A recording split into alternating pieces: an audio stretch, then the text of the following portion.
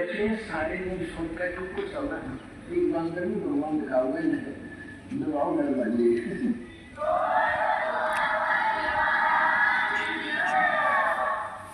आइए अब हम उन श्रद्धालुओं के अनुभव जानते हैं जो जगत गुरु चतुर्दशी संत रामपाल जी महाराज जी से दीक्षा प्राप्त कर चुके हैं तथा उनके द्वारा बताए गए भक्ति मार्ग पे चल रहे हैं। जी नमस्कार। नमस्ते। क्या नाम है आपका? कीर्ति शर्मा। कीर्ति जी, कहाँ से हैं आप? मैं महाराष्ट्र मुंबई से हूँ और मैं टीचिंग लाइन में हूँ। संत रामपाल जी महाराज से कब जुड़े आप?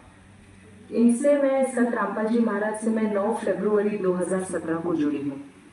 आप फरवरी 2017 में संत रामपाल जी महाराज से जुड़े हैं, इसका मतलब बरवाला की घटना के बाद आपने संत रामपाल जी महाराज से नाम दीक्षा ली। हाँ, सही बात है। ये एक आश्चर्यजनक बात है कि आपने बरवाला की घटना के बाद संत रामपाल जी महाराज से नाम दीक्षा ली। क्या आप जानते थे कि संत रामपाल जी महाराज जेल में हैं? हाँ, जब मैंने नाम दीक्षा ली थी मुझे हर चीज का ज्ञान था कि संत रामपाल जी महाराज जेल में है। उसके बावजूद मैंने नाम दीक्षा ली है क्योंकि उनकी जो नॉलेज है वो मुझे बहुत ही अच्छी लगी है और उनके जो भी उन्होंने है ना लोगों को ज्ञान दिया है उसमें कहीं पे भी मुझे ऐसे नहीं लगा है कि वो किसी मानव जाति के विरुद्ध बोल रहे हैं या किसी को प्रॉब्लम में डाल रहे हैं। उनके जो भी मतलब उन्होंने नॉलेज दी है वो मानव जीव के कल्याण के लिए है। यदि आपसे कारण पूछा जाए कि आपने संत रामपाल जी महाराज से नाम दीक्षा ली क्यों, तो क्या कहेंगे? एक्चुअली हम बहुत ही प्रॉब्लम में थे और इसके पहले प्रॉब्लम में थे मतलब जैसे जो भी मनुष्य प्रॉब्लम में रहता है धरती पर वो सबसे पहले और कुछ वो नहीं है, सल्यूशन नहीं है तो हम भगवान के पास जाते हैं। उसी तरह हम भी जो दुनिया में जो अभी तक चली आ रही है प्रथा मूर्ति पूजा वगैरह है हम वही कर रहे थे, मगर उन चीजों से हमें कुछ भी सल्यूशन नहीं मिला। यहाँ तक कि जितनी पूजा कर रहे थे उतना ही हम खड्डे में जा रहे थे अगर ऐसे कहा जाए तो बहुत मतलब हमारे पास कोई चारा ही नहीं था। और तभी ऐसा हो गया जैसे संत रामपाल जी महाराज ने ही हमें बताया है कि बेटा तुम मेरी राह पे आ जाओ। यदि आपसे पूछा जाए कि आपको परेशानियां क्या थी संत रामपाल जी महाराज के शरण में आने की, आखिर आपको जरूरत क्या आन पड़ी, ऐसी क्या परिस्थितियां हुई कि आपको संत रामपाल जी महाराज से नाम दीक्षा लेने की जरूरत पड़ी? मेरे जो भगत जी हैं, मेरे हस्बैंड हैं, उनको बहुत ही बुरी आदत थी। 1 लाख 1.5 लाख तक कमा लेते हैं। मैं खुद टीचर हूँ, मेरी इनकम घर पे आती है।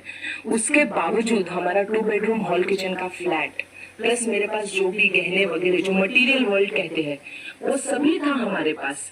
और इनकी इसी बुरी आदत की वजह से हमने सब कुछ खो दिया है। आज हम रेंट के फ्लैट में रह रहे हैं और तभी इनकी पेमेंट अच्छी है, मेरी पेमेंट अच्छी है, तब भी हम अच्छे से गुजारा कर सकते हैं रेंट के फ्लैट पे। तब भी हमारे पास पैसे नहीं बचते हैं, जैसे आते हैं वैसे ही चले जाते हैं। मेरे भगत जी को हस्बैंड को पता भी चलता था कि मैं कहाँ जा रहा हूँ, मैं क्या कर रहा हूँ, तब भी पता नहीं किस प्रकार का उनमें खिंचाव था कि उस काल की दुनिया में जो मैं कह रही हूँ, जो मैंने अभी यहाँ पे सीखा। दिन से हमने 9 तारीख से जो नामदान लिया है, 10वें दिन से मेरे भगत जी ये बोल रहे कि कितनी मुझे वहां पे जाने की इच्छा भी नहीं होती है, वही लॉटरी खेलने के लिए। हमारे पास दूध लेने के लिए भी पैसे नहीं थे।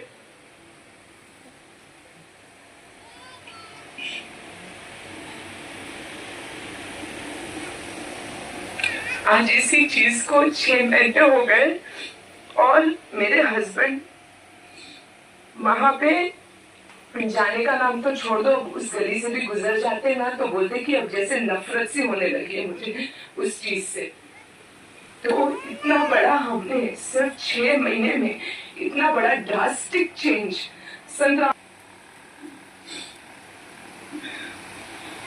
आपको लगभग 6 महीने ही संत रामपाल जी महाराज से नाम दीक्षा लिए हुए हैं, तो आपकी आर्थिक स्थिति में इतना सारा बदलाव कैसे हुआ? पहली बात तो जहाँ जो कमाए हुए पैसे हमारे चले जाते थे वो बचने लगे हैं। गुरु जी ने हमें यहाँ तक उठा लिया है, कम से कम हम सांस ले सकते हैं, सुकून से जी रहे हैं। पता है कि लोगों का कर्जा भरना है और जो प्रकार से लोग हावी होके हम पर आते थे कि बस जो लोग हमें समझने की कोशिश में नहीं थे, समझना ही नहीं चाहते थे, आज वो लोग हमें समझ भी रहे हैं कि भाई ठीक है तू टाइम ले ले, जब तेरे पास पैसा आएगा तब तू दे दे। कैसे समझ में आई कि जुआ नहीं खेलना चाहिए, जो बुरी आदतें